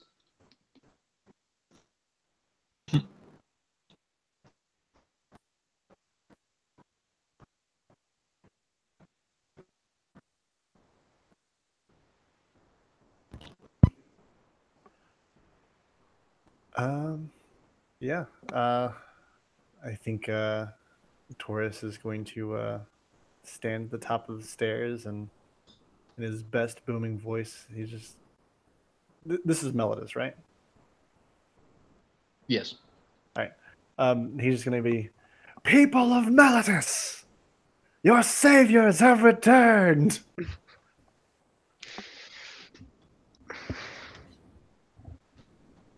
And then in a slightly quieter voice, he's going to kind of whisper to Karaki, and I guess Animeus helped.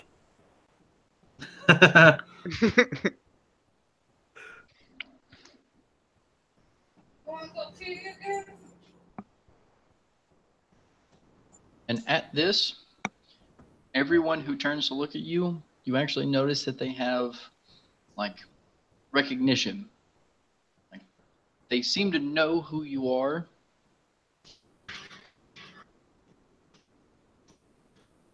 But you've never met any of these people. So now you kind of understand what Ifara meant by she'll make sure the people take care of you.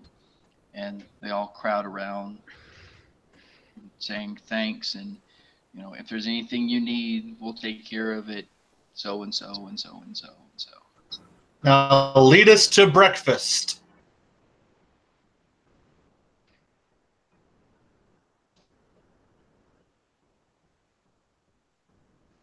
Did you just say Malitas to breakfast? Now lead us to breakfast. Wah, wah. Ba-dum-ts. You know what I mean.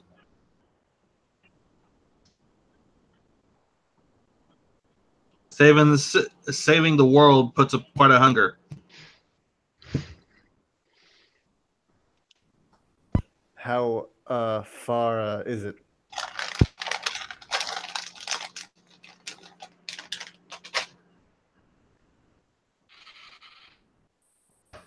God, you guys are god awful.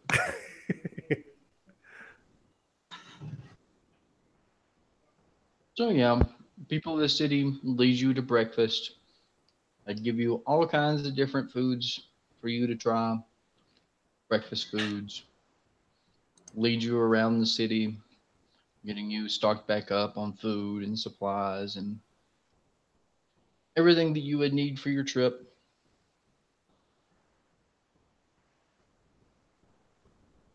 I'm guessing you guys make a day out of enjoying the city. Yeah. Pretty much.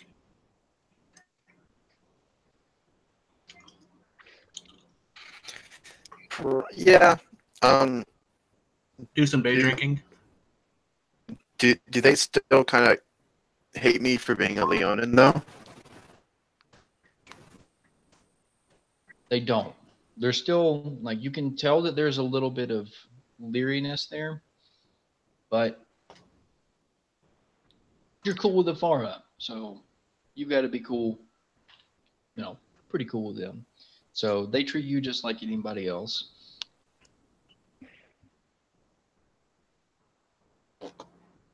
Equality.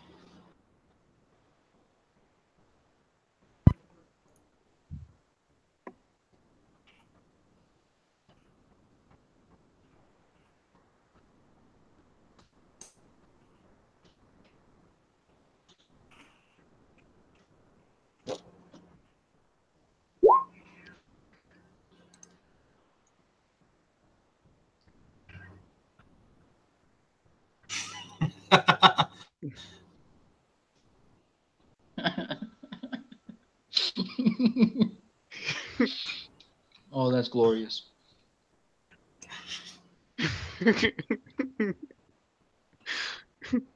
Have I ever explained to you the concept of the L rule? No. Make an L with your left hand. That's a tall person. Now make the thumb the top and the finger the bottom. That's a short person.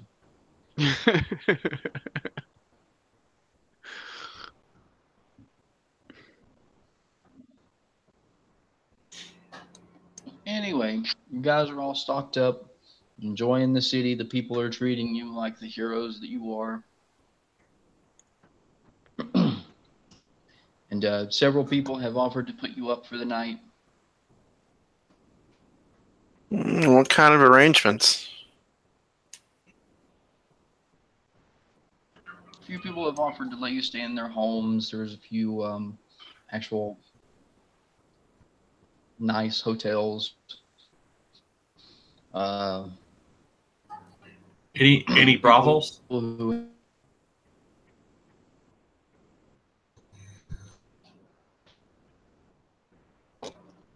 have their own. Sure, there are brothels. This is ancient Greek. Well, good we have our options. You've got your options. I'm probably after eating going to go to a bathhouse, relax for a bit, and then head up a hotel room.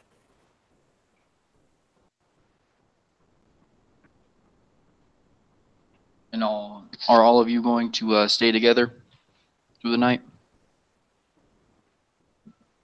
As a rogue, I'll probably just wander around the streets listening to the latest gossips and just gathering his general information of what's going on in the world around us.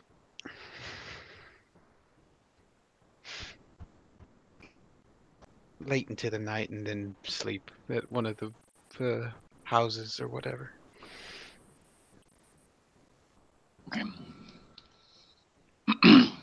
So, who ended up with all of these rings?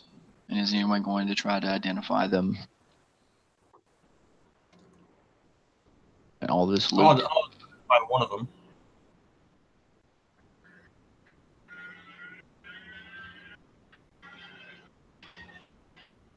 I'm pretty sure Purvis would like the obsidian ring.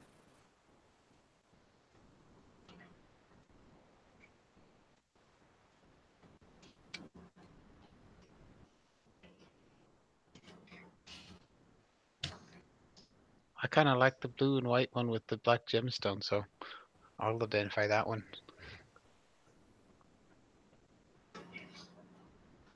Guess I rolled the third one.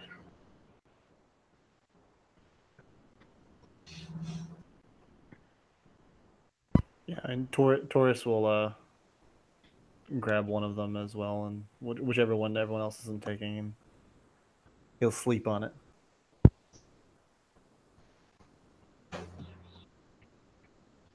All right, yeah, I'll spend my long rest identifying the blue metal ring. Okay, so Kariki's got the blue metal one, Claw has the obsidian, and Tarus has the gold with the opal inset. Correct. Was that at me, Claw? Because I'm already stony, and I don't think I can be silent. Yeah, that was you. Is there a roll we have to make to No. to identify, or No, you'll just identify it.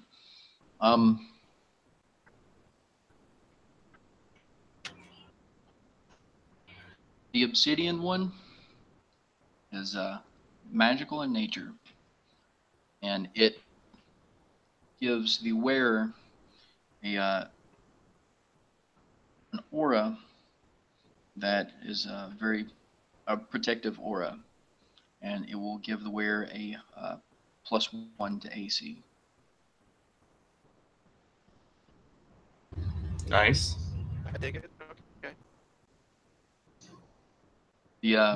The gold one with the opal inset is also magical, and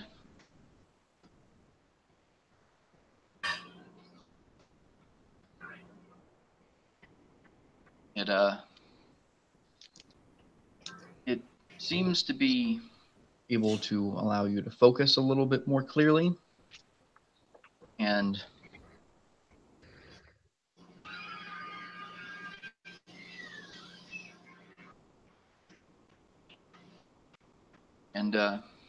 you know that with attunement, that it will allow you to cast any destructive spells with an additional 1d4 of damage. Ow.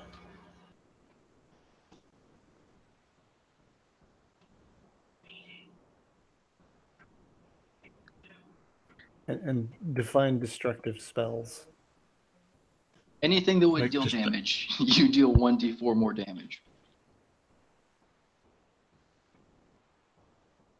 Sounds like Taurus. Yeah, Would be benefiting most of that. one.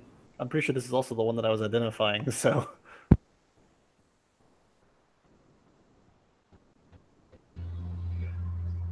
Yay. And lastly was the blue metal. Which I'm identifying as probably cursed. The blue metal with the white impurities and the black gem is also magical. But the only thing that you can identify of it is that it is extremely privy to the blind eternities. Like normally, if you're trying to take something with you, when you planeswalk, there's a tug back to its home plane, and you have to focus a little more strongly to be able to take all the stuff with you. But this, it's almost drawn to the blind eternities and can flow through a lot more cleanly. So basically, it's not made from the world. And you identify this as being, what is it?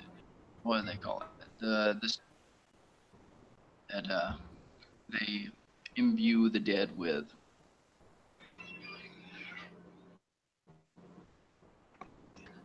Wait, one more time? I don't know.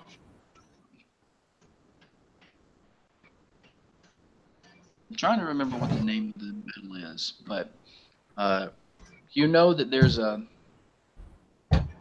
something on the plane of Amonkhet, the Egyptian plane, that whenever certain people die, you don't know what kind of status that grants them this, but they actually encase people in this metal before they bury them.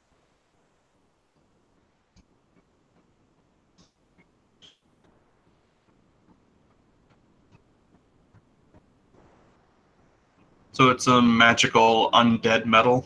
Is all I know from Amonkhet.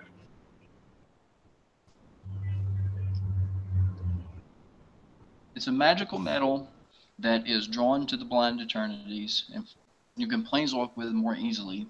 That on Amonkhet they use to basically in the embalming process for specific dead on Amonkhet.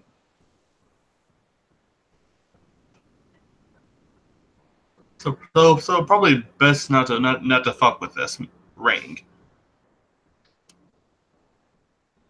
That you talk to the dead. Yeah. That or it reanimates you when you die while you're wearing it. Either that or just would randomly plane shift you somewhere different. Oh, is that? Either that or just like randomly plane shift you somewhere. Yeah. None of those options sound all that good.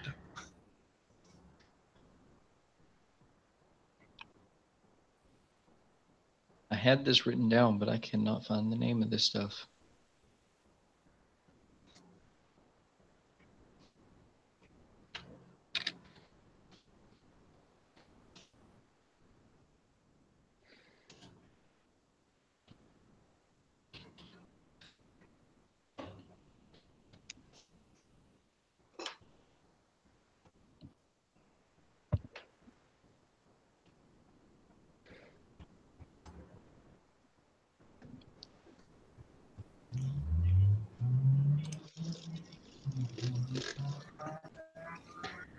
Yeah, I can't remember what this stuff is called, and I can't find it. But yeah, that's your loot. Gain your long rest benefits, and you will all be level 4 in the next session. Woohoo! Yay! And that's where it comes to a close. I gotta figure out how to level up again. First, you open up your character sheet, and where it says your level at the top, you just use that to 4. Does it automatically update all my stats? It does update some stuff, but I'm also being a sarcastic asshole, so. Yeah, it actually will, if it's set up correctly, it will change your slots as far as like your spells and things. And it should increase some of your other stats. Like if your proficiency bonus went up, it would increase. things like that. But you will still have to look up your character class to find out what all you get. Efficiency. The mineral is called Lazotep.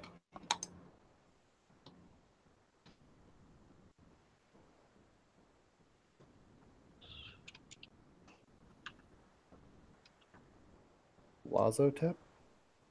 Yeah, I just looked it up.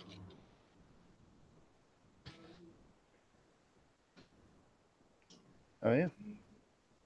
Magical substance called Lazotep, which interacts with the magic of necromancy in strange and powerful ways.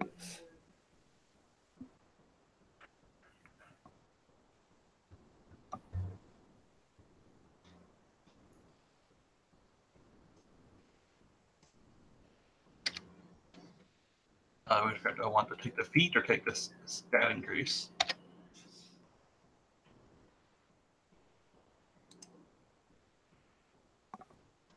Always take the feat. Because some feats come with stat increases as well. I think I wanted to take Warcaster, so I could wear my shield and still cast spells.